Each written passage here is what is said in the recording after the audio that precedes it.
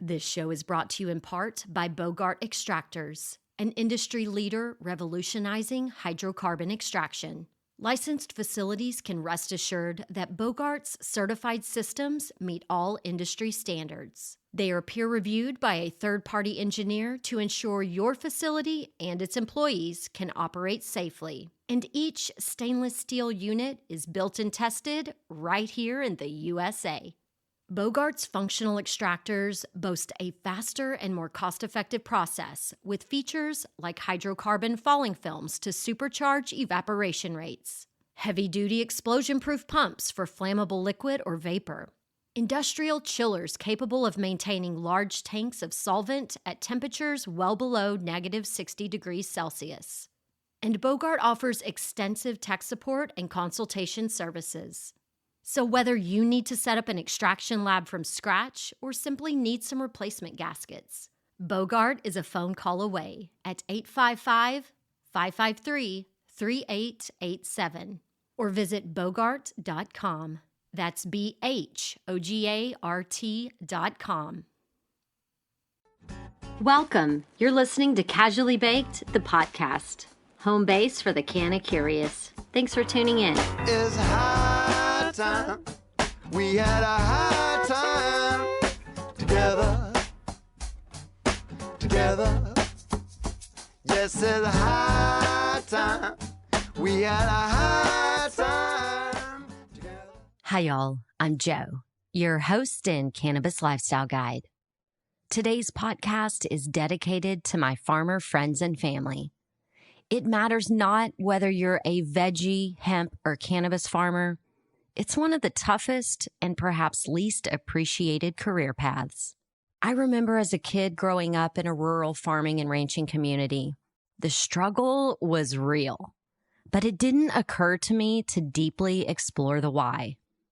My daddy told me we were tougher out in the West and everything was going to be all right.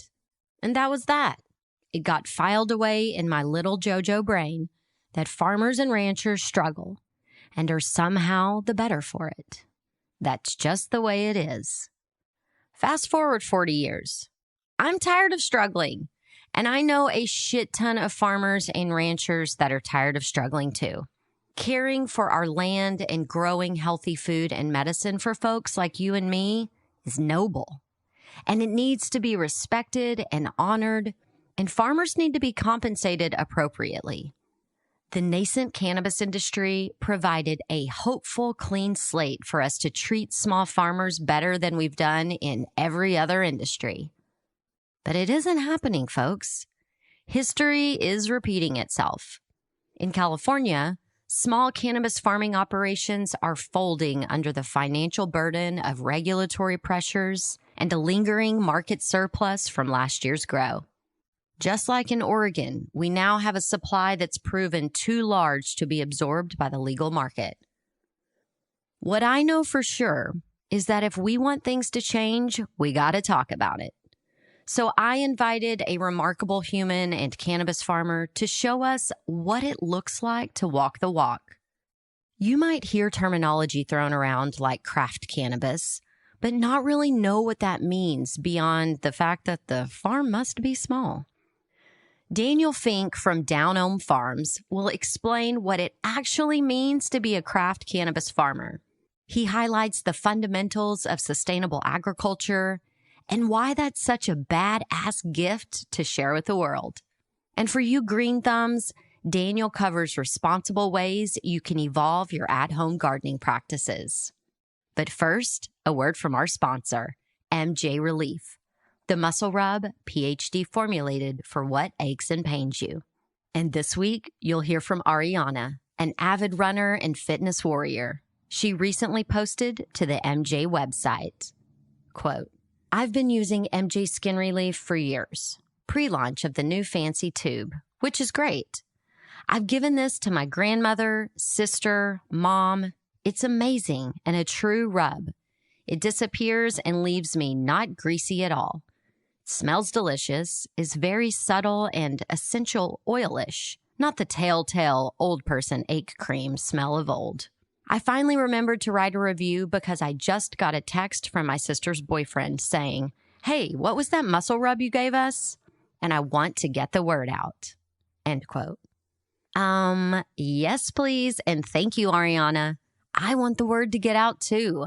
So if you want muscle and joint relief of your own, head over to mjskinrelief.com and buy a tin or tube for you, grandma, mom, sister.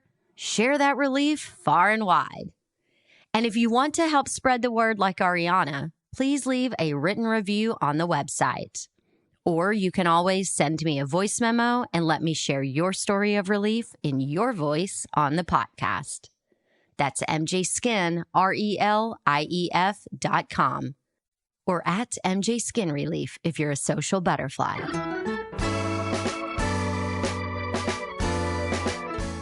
The Sustainability Roll-Up is presented by OCB Rolling Papers. In perfect harmony with natural, sustainable practices, it's always been the OCB signature to provide the highest quality, responsibly sourced, and sustainably crafted rolling papers. An article was recently published in High Times, where my buddy Johnny Casali from Huckleberry Hill Farms was quoted discussing the concern of Emerald Triangle growers about alarming price drops for their product and what that means for their future. This is an extinction event. Things are really, really bad, Johnny said, referring to a recent wholesale price collapse in California's outdoor-grown cannabis market. I'll include a link to the High Times article in the show notes. It's great. It also quoted Chris Anderson, founder of Humboldt County-based distributor Redwood Roots, who is a former cannabis farmer himself. He said this time last year, a pound of the best quality sun-grown light dep weed on the market cost between $1,200 to $1,600. Wider wholesale prices settled between $800 to $1,000 per pound. Now, some of this same quality cannabis is fetching as low as $400 to $600 a pound and going downhill. The lowest price reported was $275 per pound. Keep in mind that licensed cannabis farmers pay a $150 per pound cultivation tax, which begins to seriously cut into any profits if wholesale prices tank. According to Natalie DeLapp, she is the executive director of the Humboldt County Growers Alliance. She explained that California has an overproduction problem because many municipalities have opted out of allowing sales and distribution within their limits, and there's not nearly enough places to sell the amount of legal cannabis grown in the state. She said currently there are 1,775 acres of cannabis licensed by the state, which conservatively produces more than 6 million pounds of cannabis. The California Department of Food and Agriculture has estimated in its standard regulatory impact analysis in 2017 that California likely consumes 2.5 million pounds of cannabis. DeLapp goes on to report that not all cannabis consumed in California is purchased at legal retailers, so a very conservative estimate is that we're producing twice what the legal market can consume. But in reality, it's probably worse than that. Because as you heard me say, that report was back in 2017, and it is the only and best number that DeLapp says they have. She said that the state's opacity and not releasing data from Metric, the tracking system that all these cannabis farmers and businesses have to use, that shows what amount of cannabis is legally sold in licensed retail shops. So, surprise, surprise, people, there's some shady shit happening with our state government because they're not being transparent with the information. At the same time, the state and many counties continue to issue cultivation licenses, and the lofty licensing fees and taxes produce revenue for municipalities, but then these farmers are left holding the bag. As the number of growers increases in size, so does the amount of cannabis being produced. But the pool of would-be legal customers isn't growing at the same pace. Bigger cultivators pose a very specific problem. In addition to flooding the market with large amounts of cannabis, driving down prices, they are also able to sustain this market fluctuation because they are highly capitalized. So the small farmers are going to lose, and these people are just going to wait out the storm. To add insult to injury, These larger cultivators weren't supposed to be able to participate in the legal market until 2023. But the provision to Prop 64 that granted small farmers a 5-year-long head start in the market was scrapped at the last minute just before Prop 64 was passed. So while the policymakers figure out how to fix this shit show, what can we do as consumers to help small regional farms that need our support right fucking now? Shop locally. Buy their flower. Put down that celebrity-endorsed slick-ass packaging and find your area farmers. Follow them on social. Ask for their specific craft farm by name when you're in the dispensary. And if they've got unique genetics, specifically ask for that cultivar. Treat your craft cannabis farmers like your favorite musician or favorite sports team. Wear their gear. Engage with them on social. Show up to their workshops or webinars. And most importantly, buy their premium flower. And if you care about premium flower, then might I suggest rolling it with OCB. All OCB rolling papers are plant to puff. OCB makes their own paper from their mill in Evian to the factories they own in Perpignan, France, with all fibers and packaging materials sustainably farmed within a 500-kilometer radius. And all OCB papers are vegan, GMO-free, chlorine-free, and dye-free.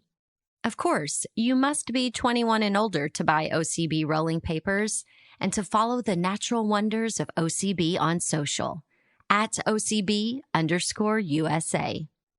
I'm getting pretty good at hand rolling my joints, but if you watched last week's Roll With Me, then you know I am not yet a teacher. If you're a grown-up joint rolling novice, I invite you to learn the craft alongside me. Catch the Roll With Me sesh featuring Daniel Fink on the Casually Baked YouTube channel, the Weed Tube, and IGTV. And if you haven't bought your rolling supplies yet, there's still time. Visit ocbusa.com/baked to get 4 booklets of OCB and a rolling tray for only $4.99. This bundle is worth $20 and is around for who knows how long. But the rolling skills and street cred we'll earn together, my friend, makes this bundle priceless. As for you OGs who can roll a joint blindfolded, I challenge you to sample the entire line of OCB products and let me know your favorite. Ask for OCB by name wherever you buy your papers. You'll find links to the OCB special offer and Roll With Me in the Potcast 203 show notes at casuallybaked.com. If you ever needed a good reason to support small farms, today's conversation has you covered. Daniel Fink is part of the new guard of responsible cannabis cultivation. Daniel operates Down Ohm Farms, a micro-scale regenerative polyculture farm near Grass Valley, California. Through the use of a small alpaca herd and a large worm farm, they make their own compost, worm castings, and soil. Incorporating polyculture and permaculture principles, Daniel's family operation seeks to exist in balance with both nature and community. As co-founder of Grass Valley Growers Cooperative, Daniel seeks to unite small farmers and to maintain market position as true high-grade craft cannabis providers. Daniel gives us a high-level microbiology lesson and tips for getting started down a path to sustainably farming our own food and medicine. You'll learn the basics of a good compost recipe. We talk poop and worm farming and hugels, and what it's like to walk a mile in a licensed craft farmer's boots. So ditch the weed and the flashy packaging and settle in for this soulful smoke sesh. It's time to get casually baked. I got the bottle of wine, the high dollar kind. I got the West Coast smoke, but I better just take one. I'm super excited to have Daniel Fink from Down Ohm Farms on the podcast this week. Daniel, thanks for hanging out, having a smoke sesh with me. Awesome. Stoked to be here. Yes. And if you didn't catch Daniel on Roll With Me last week, we'll be sure to include that in the show notes. He gave us a little preview of what we're going to have a long form chat about today, which is why we should give a shit about regenerative farming, people. Right, Daniel? I guess if I summed it up, that's what it is for me. That is what it's about. We want more people to understand the value and the purpose and the principles of regenerative farming and what that's doing for the planet. Absolutely. And then locally, we'll zoom in towards the end about knowing your farmer and, you know, how we can make an impact for our local farmers who really are continuing to hone the craft of cannabis farming. So let's start off. You know, for you to be as passionate as you are about regenerative farming, I feel like you must have some origin story, something that happened, or, you know, where did this come from for you? So I guess my background is complex. It's a bit diverse. I was growing cannabis plants as a teenager. I started very young, based on my interest in cannabis specifically. Back then, organic practices were few and far in between. It was hard to learn anything about that specifically around cannabis. And I learned a chemical industrial style of growing cannabis. Are you ready to make bad days a thing of the past? I invite you to explore the why behind the things you do every day that make you feel awesome. In his new book, Make It a Great Day, author Jarrett Robertson shares small ideas you can use to feel your best. So the next time you're looking for ways to improve your day or mood, you're empowered to do just that. Your day can't control you when you follow this roadmap to thrive. Purchase Make It a Great Day on Audible or online at makeitagreatday.ca. As a teenager. And then as I got older into my 20s, I took on some other jobs. At one point, I was a florist and an orchid cultivator. And through that time working with cut flowers, I learned to recognize how dirty the agricultural industry is. It was around that time in my early 20s I became interested in natural medicines and eating organically and holistically myself, and realized that not only cut flowers, but all food crop production, conventional food crop production, is riddled with pesticides and chemical fertilizers, which degrade the soils, degrade the environment, and are in no way sustainable. It was some years after that time as an orchid cultivator that I had incorporated more organic practices into my life. I had become a yoga teacher for a number of years and really started taking health seriously. And then I stepped back into cannabis growing in my late 20s. When I moved to the area that I live in now, Grass Valley, Nevada City, this is about an hour north of Sacramento in California, Sierra foothills. My very first night in town, I was brought to a memorial for an organic farmer. And this was a food farmer, someone that was well respected in the community. Hundreds and hundreds of people showed up to honor this person's legacy and the hundreds of farmers that they had taught, and in turn spreading good agriculture practices around the area.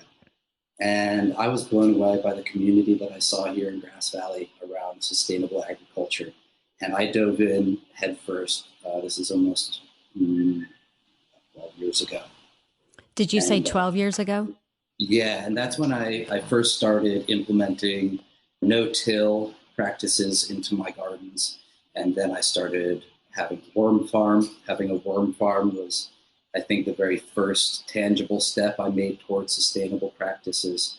And it didn't all happen overnight. It happened incrementally. Many years ago, I operated my garden much like most other farmers, with bottled fertilizers and lots of bags of fertilizers and imported materials, which all come with costs beyond the dollar, the carbon footprint cost. Everything that you need to import onto a farm is shipped and moved around using petrochemicals and fuel. So all that adds up to less sustainable.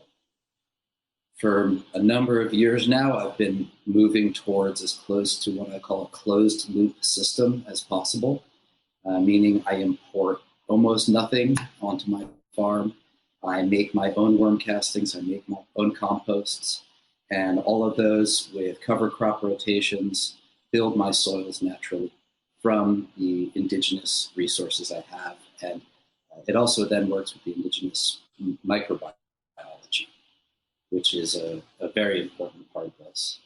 So thank you. That is an amazing overview to kick us off into kind of spelling out what are these principles of regenerative agriculture? Because you said you started layering things in, doing it as you could. And so what were these principles that you were following as you did that?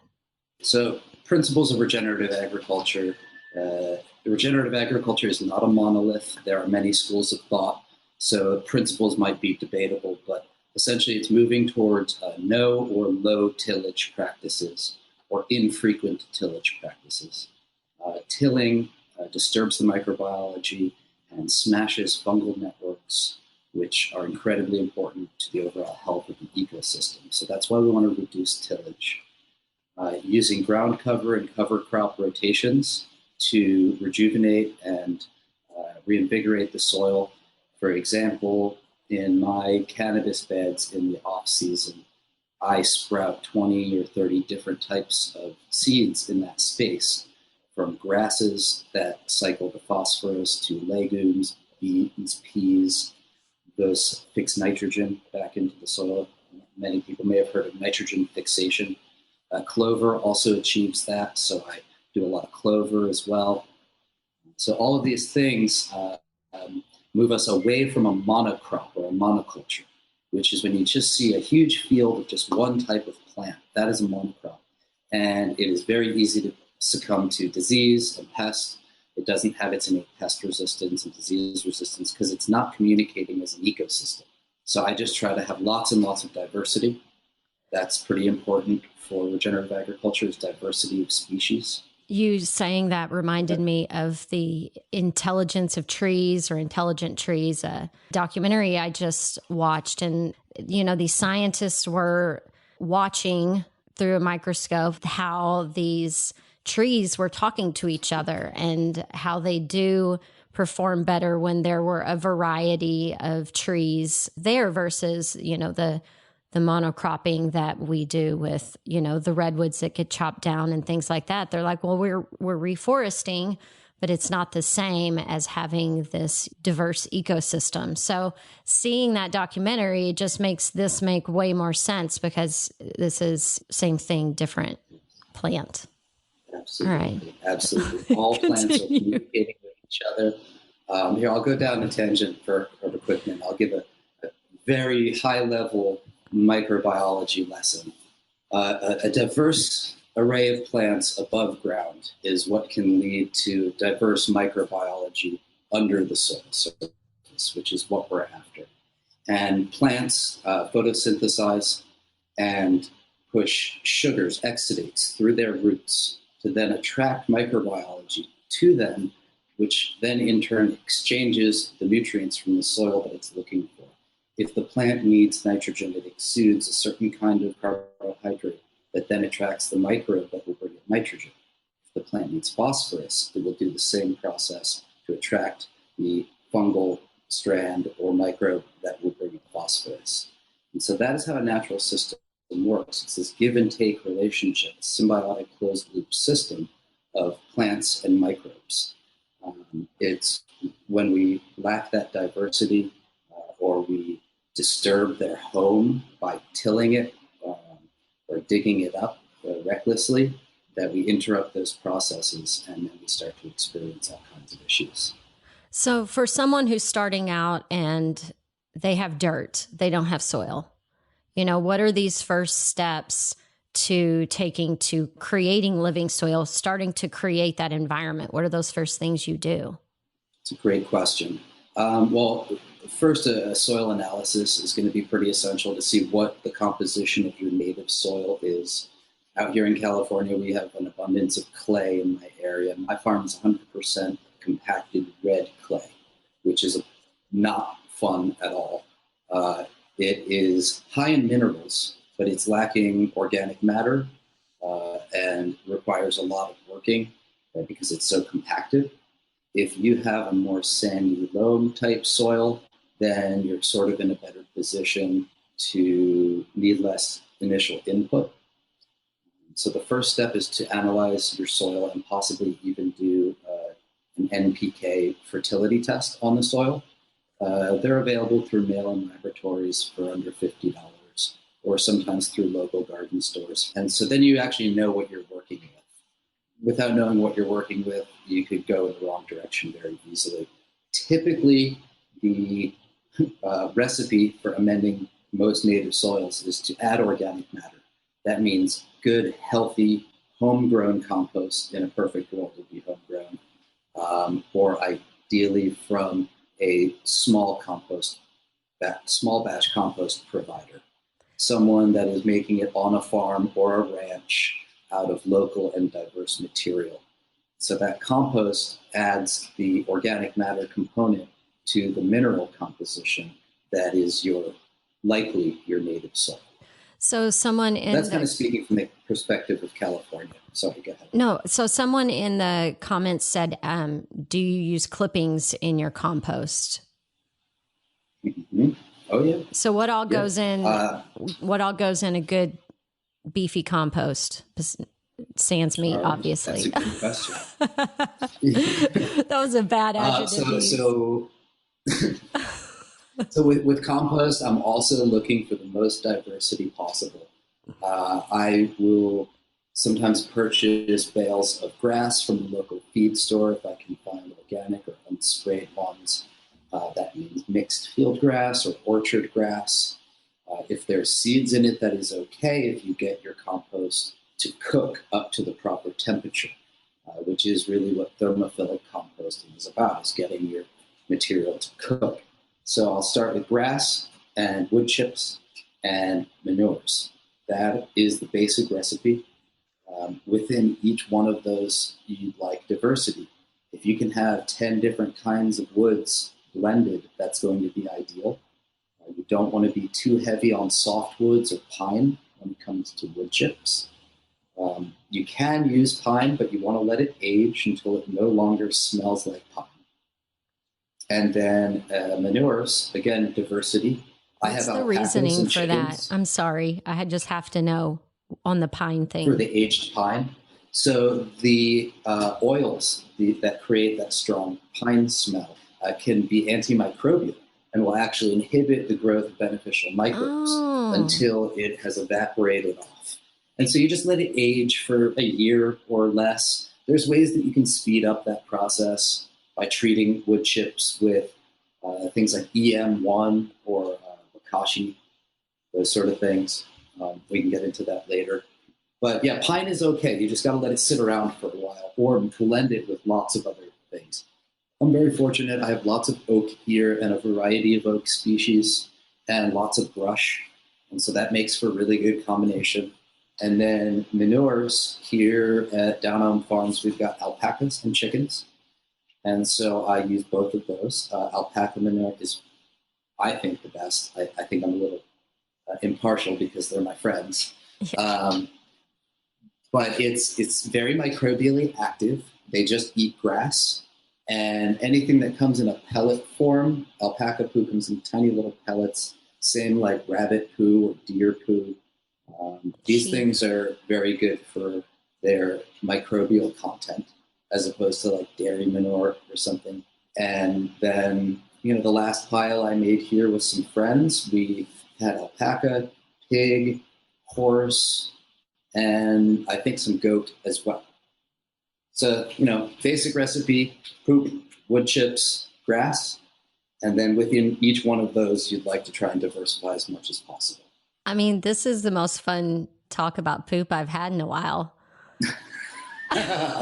Yeah. One of my good friends, his farm's motto is scoop, poop, plant seeds, stay humble. That is what it is to be a small farmer. Scoop and poop and being happy about it. Right on. Yeah, this is true. So talk to me a little bit about the worm farming. Okay, sure. Yeah. So here on the farm, we make our compost, which is cultured to be a fungal dominant compost. And then once that process is completed, we give it to the worm farm. So these are 100% homegrown compost-fed worms. And then we top it off with a big layer of fresh alpaca poop. And I have very large boxes, wooden boxes, with free-flowing drainage out the bottom. And those serve as my worm farm. If you look on my Instagram, I think there's some photos of them somewhere. And then each box processes for between 1 and 2 months. That's about 1.5 yards of material that will then shrink down into about 1 yard of clean worm castings. And I either take that material and put it directly into my gardens, worms and all, or I will sometimes sift it gently. I do have a very large sifting device called a trommel, but I have not actually used it yet. I'm not really big on sifting the worm castings because it disturbs the microbiology. With all this composting and worm farming, I'm not just trying to create organic matter, I'm trying to create microbially dense inoculation. I am microbe farming. I seek a higher density of microbes per handful than most products on the shelf would have in a whole bag of their compost or worm castings. Wow. So how are you testing that to see where the microbes are? Sure. Yeah. So I studied with the Living Soil Food Web School, Dr. Elaine Ingham, many years ago. And I've also studied with a couple of other people on microscopy and learning how to identify microbes and understanding the food chain within the soil food web. And so I have a microscope, and in a typical week, I'll spend 1 to 5 hours in front of my microscope analyzing the tiny little organisms that exist in the ground under our feet that really are the foundation of all life on this planet. If we don't respect these things that we can't even see, we will no longer be able to grow food or breathe air or anything else. These tiny things that weren't even known to scientists until 40, 50 years ago are really the foundation of all growing green plants. Yes, I had Jeff and Diane there. They created this product called Slow Dirt, and they're like, our topsoil, this is a thin layer of hope left, and everyone needs to learn to understand and respect it. Yeah. And back to the principles of regenerative agriculture, cover crop rotations, diversity, crop rotations, low tillage, all of these things are to increase the organic matter content, sequester carbon. And what that does is create topsoil. Topsoil is the greatest thing we have on this planet to sequester carbon. Even the microbes themselves exist to sequester carbon. They're carbon-based life forms. And so the more topsoil that we wash away into the rivers and oceans through tilling of hundreds and hundreds of acres, that takes ages to grow back. There is hope with regenerative agriculture methods. It's been shown that one can build inches of topsoil a year at large scale. If somebody is looking for a good book to read, Gabe Brown, Dirt to Soil, phenomenal book on large-scale regenerative agriculture, including animal rotation and everything else. On his many, many, many thousand-acre ranch, I think in Dakota or Montana, he, I believe, says he built 20 inches of topsoil in about 15 years, which is miraculous. Wow. It can take nature on its own 100 years to grow an inch. Wow. Thank you for that book recommendation, because, one of the things that I talk with my family about is, I want to figure out how I can come home and evangelize this message to all of the farmers in the communities around where I grew up, where my family's ranch is. And how can I either get all of my people to come here and us do these workshops, or I'm like, now I can just buy them all this book. Get them that book. He comes from an old school ranching background.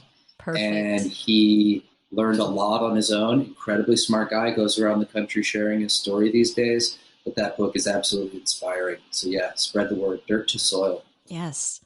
So, one of the other things that I feel like you do well, besides partnering with nature, partnering within your community, like, when you're doing all of these things and you're saying, a diversity of grasses and manures and wood chips and things like that, a lot of times it's working with your farmer friends and everybody doing this together. So talk a little bit about that. Yeah, it definitely takes a community. Again, looping back into the principles of regenerative agriculture is community engagement. We are not islands.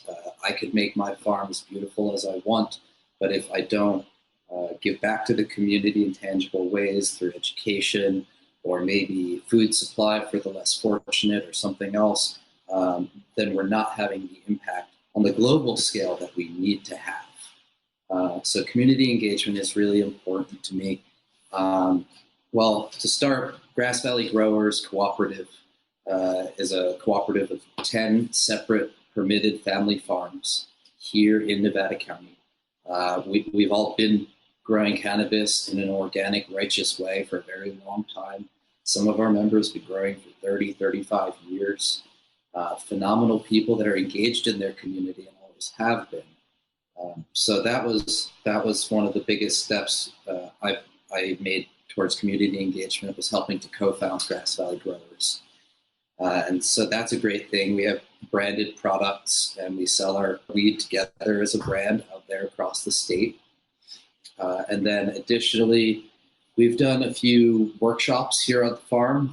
Actually, we've managed to do one every year, I think, so far, on compost building, worm farming, and soil building, and microbe farming in general, just trying to encourage and educate more people on these practices so they can make a change on their own. Yeah, absolutely. So some of these workshops that y'all have done, have you videoed them? Do they live on the Grass Valley Growers Co-op website? So we didn't film the workshops in their entirety. Editing them was kind of not in the budget. But I have put out a number of videos, and there's another one to come soon. One of the videos I put out on the Grass Valley Growers YouTube page, and it's also accessible through Down Home Farms Instagram, is on hugelkultur. Hugelkultur is, well, I'll go down that rabbit hole. Yeah, go for it. It's an ancient Germanic farming technique. It goes back thousands of years, that involves burying large amounts of organic matter, logs, branches, grass, wood chips, in the ground, or making a berm and a swale on a slope using all of this material. And then you cover it with some native soil, and you have this big layer cake of, again, grass, wood chips, compost, manure, and topsoil. And over a couple of years, that breaks down into an incredibly fertile, healthy gardening space that has phenomenal water holding capacity, which is really helpful out here in California. Most of my gardens are constructed as hugels, as we call them for short. And that keeps my water usage very, very minimal to have less impact in the drought. And then even in wet areas, if you happen to be in a flood zone, not in California, hugels can be really great for getting up off of the floodplain. You can build them up quite high. And then I have a friend that's been reporting to me, he planted in the top of the hugel mound. He watered a few times after planting, and then the taproot got all the way down to the groundwater, where it was very wet. And he's now been dry farming for the entire summer, as in not having to water at all. Also not experiencing any root rot or root fungal problems as a result of the roots being too wet. The whole pile actually starts to wick the proper amount of moisture up into it if the groundwater is high. It's a really amazing thing. And to boot, it sequesters a ton of carbon. if you're clearing brush and trees for fire safety, you can burn it, which releases the carbon back into the atmosphere. It's not very efficient. Or you can bury that and turn it into healthy soil and sequester 100% of that carbon. So riddle me this. If you're doing this and it's not on the side of a hill, and you said you can go very deep, like if you're digging that out, like how deep would that go? So that's a question of what's your soil composition. If your soil is brown and has some drainage, maybe it's sandy loam, which is great, then yes, you want to dig a trench, full-on trench, and fill it with, again, on my Instagram page, there's actually a step-by-step image slide through of the filling process. You can see the large oak logs and then all the brush and then grass and etc. And so that you'd actually dig a full-on trench. Whereas at my house, I have pure, clean red clay with almost no drainage. That's my native soil, which is not a good place to have a farm, by the way. And so they're more appropriate on slopes where they then still have quite a bit of drainage and then provide a little terrace space, which is nice. Or I've actually also experimented with raised hugel beds, which are working very, very well.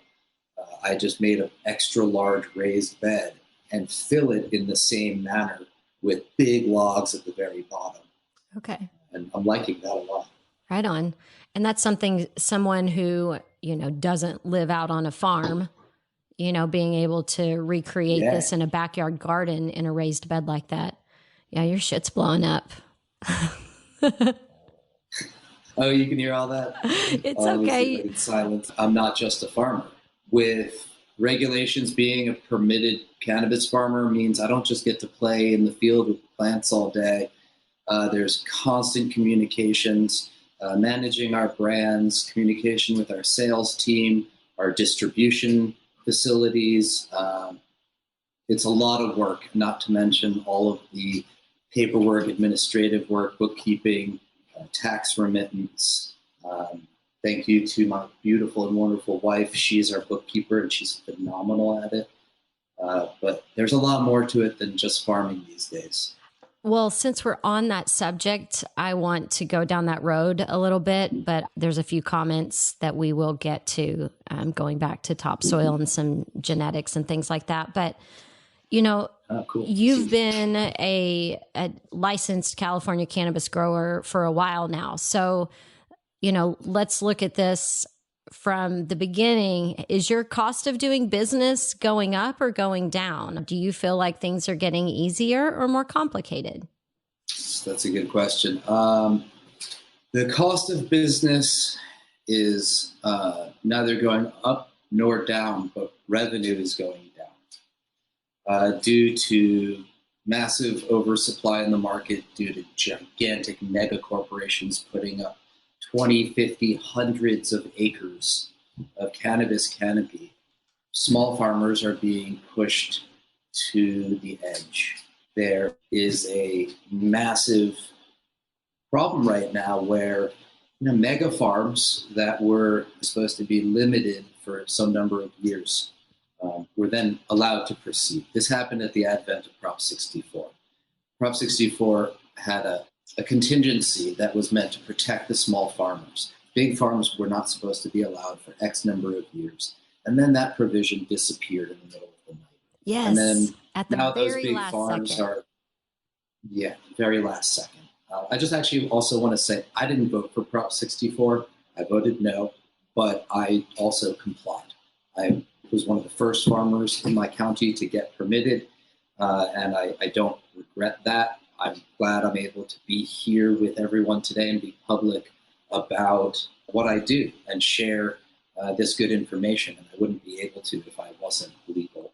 That being said, it's getting harder and harder. The market as a whole does not recognize true craft cannabis. They barely recognize organic, let alone beyond organic and regenerative practices. I have my brands out there and we have our loyal followers that I'm so grateful for. But if we can't expand our footprint, if we can't get our product out there directly in our brands to more people, we won't actually be able to survive, because all of the other hundreds of brands that aren't based on any values or morals, it's just a price point and high THC percentage is sometimes all they focus on. They have no reason to buy from us small farmers. They can get it for dirt cheap from a company that grows it with chemicals. And we as small farmers cannot make those same prices. We just can't match those prices. But we create a superior product.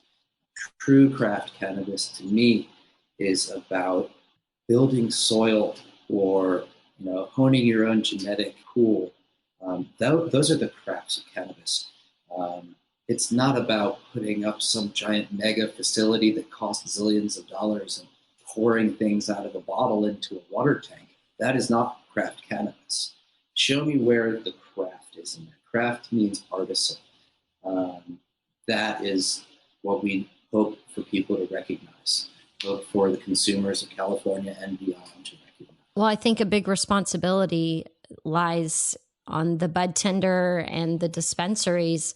Well, the dispensaries first, to make sure they're stocking craft cannabis in their store, and then giving these bud tenders the information and the knowledge to then tell this story of why they should know their farmer, why this cannabis cost more than this other stuff that has a really slick label on it and comes in an expensive box that is just wasteful. There's so many barriers to even getting to the point of sale and being able to have that conversation. That's why I feel it's important to have people like you on the show, because it's my way of stressing the importance of knowing your farmer.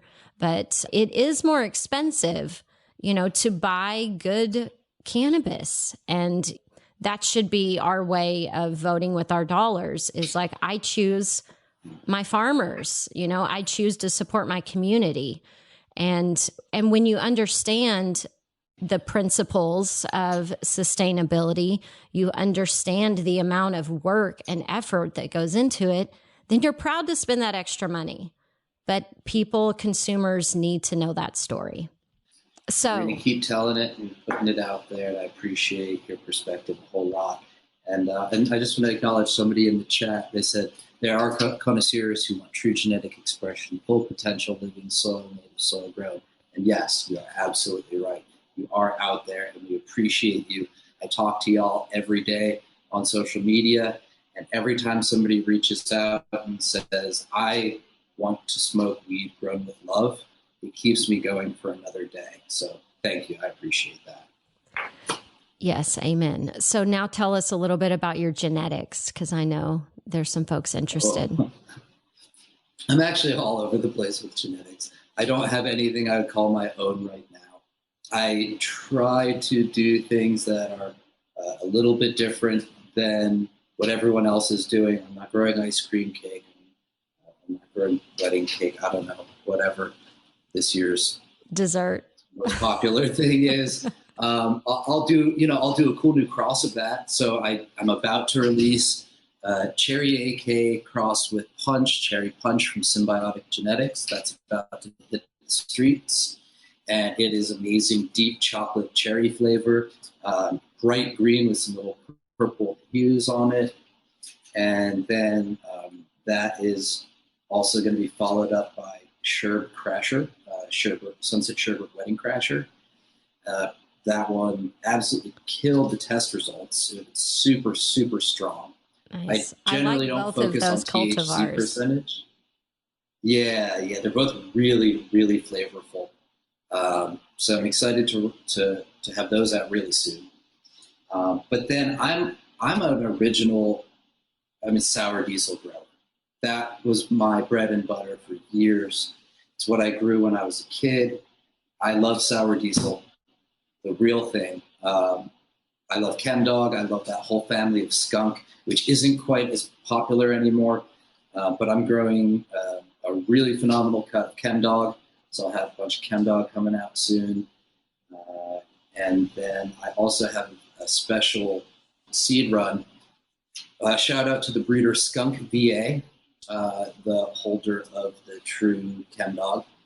This is a cross of theirs called Schism, which is 2 strains. It is their special Chem Dog crossed with a strain called This Is the Shit, TITS. And if you know what that is, it was fucking awesome. It came around 6 years ago, and people don't really see it anymore. Yeah, I'm not cool. So yeah, I didn't know it. I didn't know it.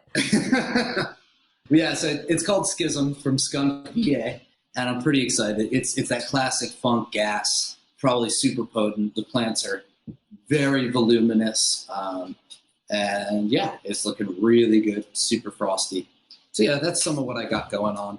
I'm always looking for good new breeders to try out their stuff also. So to those listening, send me some recommendations too. I'm always checking stuff. Right on. Now, I believe that farmers should be up on a pedestal, revered for what they do all year long, but you really don't get a lot of, time in the spotlight until it's harvest season. So I want you to kind of talk us through what each season looks like for a craft cannabis farmer, because I know that your wife's keeping the books, but it's you and the alpacas and the chickens getting it done out there. So tell me what that's like. Yeah. All right. That's a good question. Yeah. So typical season, I'll start in about January making my crop planning. I'll do strain selection even as early as November the year before, hunting seeds in October and November for the next year. And then January, I start doing crop coordination, figuring out what strains are going to be planted where in my garden. At that point, I've got cover crop growing in all my beds about a foot tall. I'm also starting to turn my compost a lot more and build more compost piles. That's a big thing I do in the down season because it's cooler and it's wet, so it's safe to use my chainsaw. So I'm cutting brush and thinning the forests on the edges of my property and turning it into wood chips. And so then I use those wood chips for compost fuel. And plus there's free water coming from the sky. Compost takes a lot of water.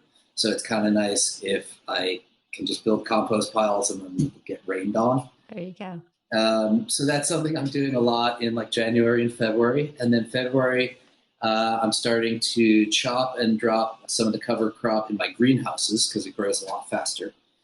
And then I do poach top that chopped cover crop.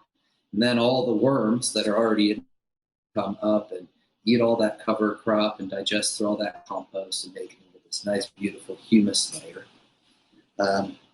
And then in March, I basically am starting to think about planting the greenhouses toward the end of March. That is if I'm going for 3 rounds. So I'm planting greenhouses in March. From that point forward, every morning and every night, I'm out there for a couple of hours doing one task or another, whether it be watering or pruning or trellising. And then also basically from March until September, I'm a slave to the tarp, pulling the light deprivation tarp over the greenhouse to control the light cycles. Mine is not automated, so I have to be there at a specific time every morning and every evening to open and close the greenhouses. So I'm just kind of there a lot. Yeah. It's just part of the routine. And then in March or so, I'm probably planting seeds for the full sun plants. I prefer clones in the greenhouse and seeds outside. So I'm popping seeds in like March or even February if I'm looking to have really, really big plants. And then the veggie crops start to go in the veggie gardens, which have been limited in recent years because I haven't had my water systems in place. But then the veggie crops kind of start to take off in April, lots of lettuces and brassicas. What is your water solution? Do you use the clay pot systems with your veggies? You said your water system wasn't in place, so what is it?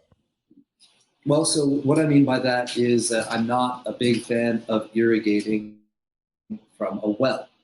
The vast majority of cannabis farmers do irrigate from a well, and it's okay if you have a strong well and you keep your water usage reasonable. My farm is actually not any bigger than some people's hobby gardens, but I also at my farm have access to plentiful irrigation water, which is held in a reservoir a mile up the road. It's actually a remnant of the gold mining era that existed in Nevada County in gold country. These water ditches existed to bring water to the mines and also to the ranches that supported the mines.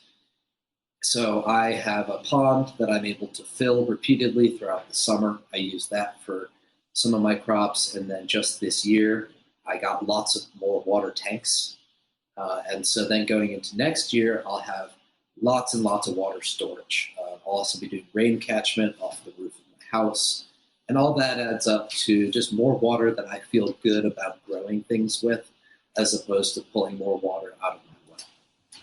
Yeah, that has to be such an important consideration for any farmer of anything in California. And, with the water stipulations now, where I live, we haven't been able to water things. And that's a really scary rope to walk for a farmer when your entire livelihood is counting on this one season's harvest. So knowing that you have your water system in place is important, but figuring one out that is not being wasteful of water. That's why I love the clay pot, the idea of the clay pots.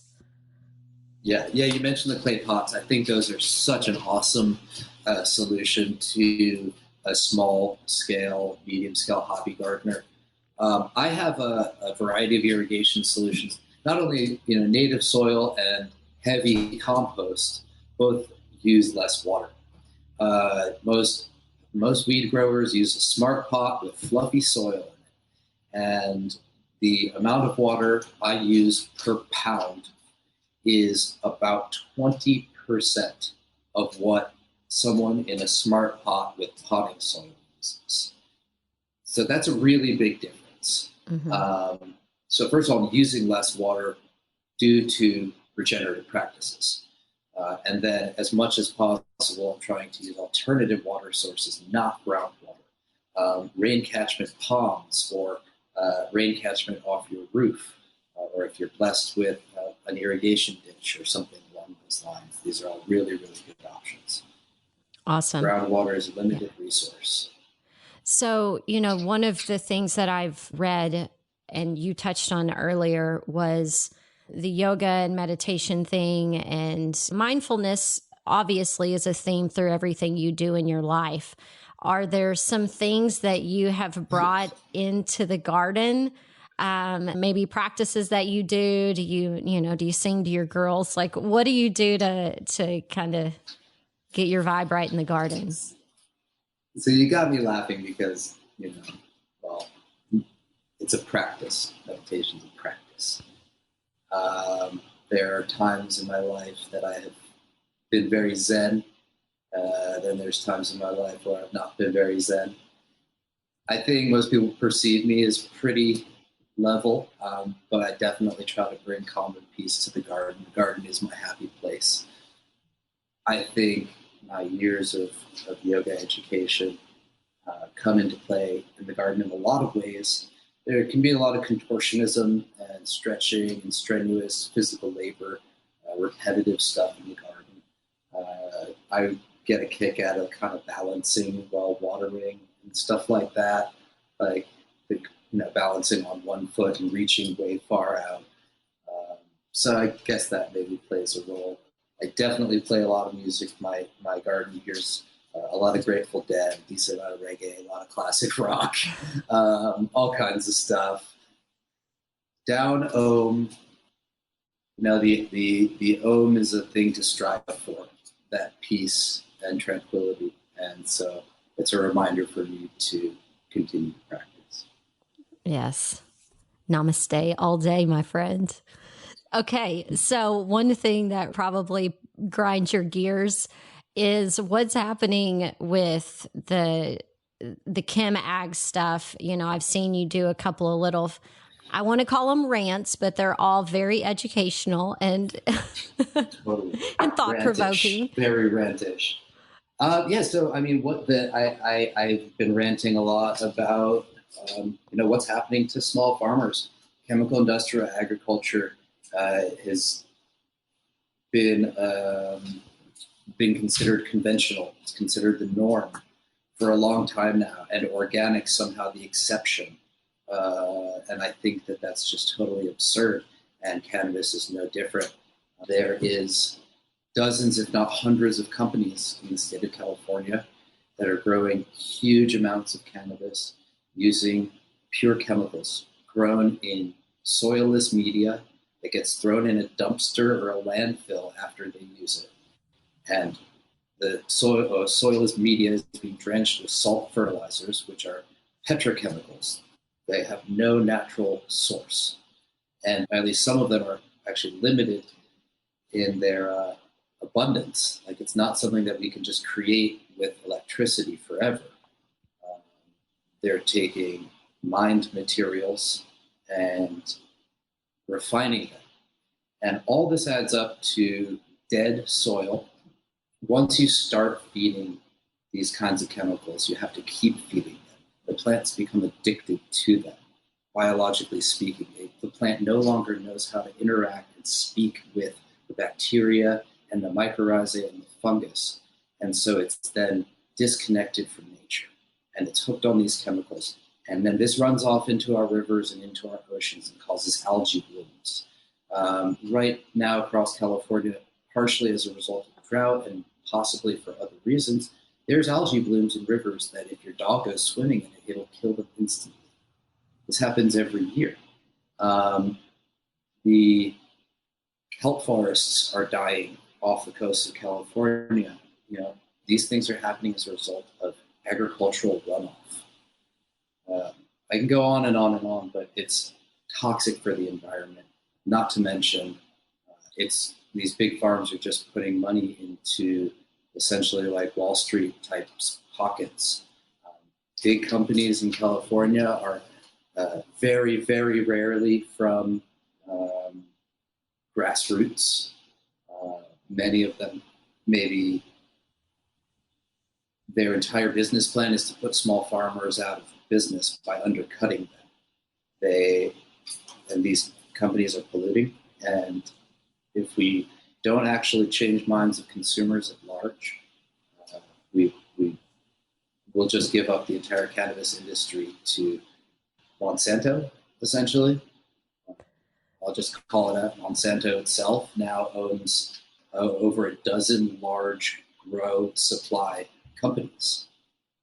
I'll just stop there. Right. Yes. Now, how do we know?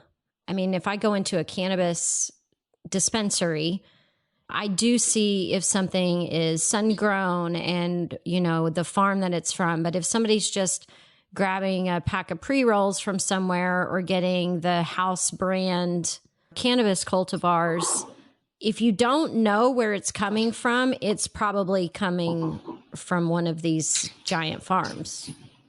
Because the people that are growing small, they know that it's important to say, yo, hey, we're organic, we're Sun and Earth certified, So if you don't see that, to me, that's the red flag. Yeah, or that's you're the choice. Absolutely right. That's the choice you're making at that point. That is the choice. Yeah, if it does not say clearly where it's coming from, then you can pretty much be guaranteed that it's from a farm that doesn't necessarily have an interest in the environment or their community. It's possible that they do also, but they're probably going to shout it out. And if it's a farmer-owned brand, they're also going to say so. Almost every brand has either a website or social media presence. I encourage you to find a brand that fits your values. And if you can't find it at your local store, tell them that you want it and keep telling them that you want it. I'll just put some things in front of the camera. A really great way to know that your cannabis is coming from a good source is that stamp right there, Sun and Earth certified. They certify only small farms that practice sustainable and regenerative practices. and are engaged with their community in positive ways. I myself am certified by that group, and I love them a lot. Some of the brands that I helped to co-found, and you can find my product through. This is Grass Valley Growers Cooperative, grassvalleygrowers.com. This is the Growers Reserve line, and this is available around Sacramento, Nevada City, Tahoe, Truckee. If you ever have any questions, you can just check me on Instagram. I will totally respond. And then the other brand that, there it is, that I'm a part of, happy to be a part of, is Farm Cut. We are all Sun and Earth certified, licensed regenerative family farms. And what Farm Cut is we try to make the kind of a farm direct experience. This mason jar is how farmers share our buds with each other in nice large jars. It's minimally processed. It's basically just very lightly trimmed. And that's how we share it with each other, because it preserves the terpenes, it preserves the trichomes, it preserves the integrity and the essence of the flower. When you trim the hell out of a flower and you stick a tiny amount of it in a jar, and it might sit on a shelf for a couple months, it loses a lot of its vitality. And so we feel like Farm Cut kind of gets the buds to the consumer in a fresher, more intact way. And that is me. Beautiful. So one of the things that I want to highlight that you mentioned was, if we want to try Down Farms, Sacramento area, Nevada City, that region. And so, I encourage you to think about cannabis the way you think about wine. And when you go somewhere new, when you're traveling, ask who are some of the area farmers. Like, I want to try the cannabis from this region, and just explore, make yourself a connoisseur, but you're also supporting local farmers versus buying the weed with a giant question mark on it. Because, I do know a lot of farmers that sell their stuff through a distributor where when it leaves their farm, they don't know where it goes. So I do know that good stuff gets white labeled under a dispensary. But, if you want to know for sure, know your farmer, Sun and Earth certified, know that people are doing things sustainably, and that they give a shit about you and about creating this kumbaya experience between us and our planet. So Daniel, thank you so much for doing what you do and being who you are and rattling those chains. I appreciate that. I'll be here. I'll keep rattling those chains, and thank you for giving me a megaphone to do it with. Absolutely. So scroll through here. I think in real time we were catching the questions, but see if we maybe missed something. You're the expert. Oh, okay, here, I'll start at the top. All right, so I've definitely used clippings in my compost. The stalks, branches, and all the cannabis leaf is a huge part of my compost and really, really great for it. Plain and simple, if you compost cannabis, it's going to have everything, most everything that you need to grow cannabis in it. So is there any veggies I recommend to organically use or in homemade compost? Diversity. But I will say, I grow a lot of melons and squash and melons and corn debris. All that adds to be good potassium and phosphorus. So that's nice to add into my compost to boost the potash and phosphorus. Now, one thing, I'll ask a question regarding compost. How do you keep the critters out of it? What do you do to protect it? Well, for food scraps, which is what critters would be after, those go to my chickens. And so then the chickens just, boom, snatch it up in a heartbeat. And then they process it for me, and then I collect what they Perfect. Yeah. So get some chickens. Yeah, exactly. And they're so cute anyway. And then they give you eggs. Yeah, they give us delicious eggs. If you've never had a farm egg, go find a real good free-range farmer and try a farm egg. They are just next level. It's really, I remember a long time ago when I had my first one. My mind was pretty blown. I don't come from a farming family or anything like that, so it was all new to me. Where are you from? Upstate New York, just a little bit north of New York City. Okay. Yeah, just kind of right where suburbs turn to forest. You came a long way, baby. Yeah, sure did. Can topsoil be washed out during the off season? Yes, if it does not have cover crop or ground cover growing in it. That's why you want to always have roots, always have something growing in your soil, because it actually holds it together. Yeah, somebody said, yeah. I mean, there, like you also said, Joe, there's a lot of really good farms out there that do wholesale their product to brand A, B, or C. But if they are not being well represented on the label as the farmer, it's not likely that they are being fairly compensated. It's just my opinion, but it's probably what's going on out there. Farmer-owned and operated brands, or things that are certified, Sun and Earth guarantees fair wages to farmers. That's kind of what they're about too. So that's how you can guarantee that the farmer is actually getting paid a fair wage, and a fair wage. Just for perspective, people can see my farm online and see how big it is. Does not support a family of 5. I have second and third jobs, but that is the way of the small farmer. That's how it's been for small farmers for a long time now. They have a second or third job to keep the dream alive farming.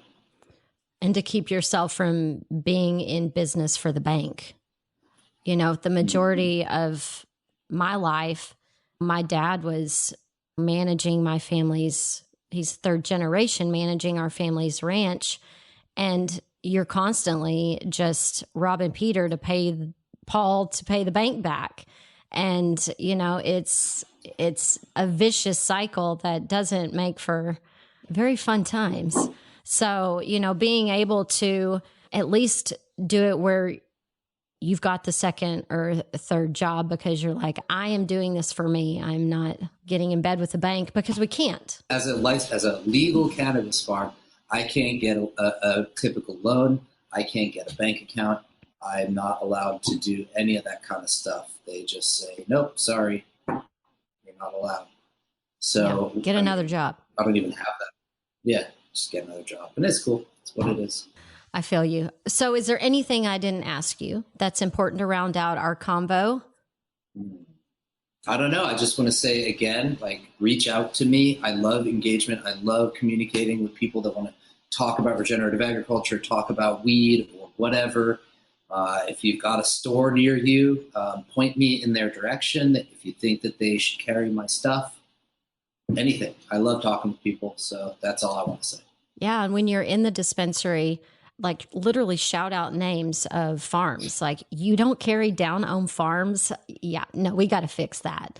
So, use your voice, ask for what you want, make sure those dispensaries are stocking things that are worthy of you smoking during your daily reefer recap. All right. Well, everybody, thanks for hanging out. Daniel, thank you so much for taking time out of your day. And I look forward to chatting with you again. Thank you so much. Have a great day. All right. Thank you. Bye, Daniel. I hope you appreciated this lesson in growing the righteous way. I'm not here to ever tell you how to be, but I do hope that each week you're introduced to an idea that makes you want to support your community and be your best self. My curiosity sends me down a lot of rabbit holes, and I always emerge with knowledge I can't ignore. It's funny how asking questions can make you a better person if you let it. I hope you're inspired to reach out to Daniel or to another craft cannabis farmer you admire and stay connected to the heart and soul of cannabis culture. And if you're looking to experience a cannabis farm like Daniel's up close and personal, I invite you to join me in the beautiful wine and weed country of Sonoma County, California. As a cannabis lifestyle guide, I've cultivated a one-of-a-kind farm stay experience where you can enjoy the casually baked lifestyle and the magic of sun-grown cannabis farms and vineyards. So if you're into wine, weed, wellness, or all of the above, get ready to have a high time customized just for you. Learn more at casuallybaked.com/travel. That's casuallybaked.com/travel. As always, I invite you to share your feedback or Canna Curious questions with me by rating and reviewing the podcast wherever you listen. Or you can email me through the website at casuallybaked.com. If you're a social butterfly, I'm at Casually Baked on Facebook, Instagram, Twitter, YouTube, and the WeedTube.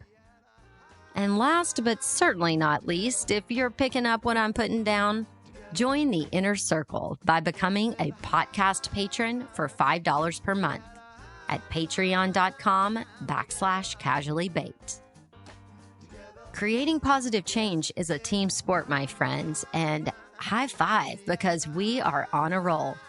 Thanks for doing your part to puff, puff, pass it on. Yes, it's a high time. We had a high time together. Casually Baked, the podcast, was created, recorded, and produced by yours truly. Editing and sound design are in the capable hands of Arnav Gupta. The podcast theme music is by my highly talented friend Seth Walker. If you aren't familiar with Seth's music, you can find High Time on his album Gotta Get Back wherever you're buying your music these days. I know he didn't create High Time for me, but it sure as shit sounds like he did, right? I hope you'll tune in next time. Thanks for hanging out.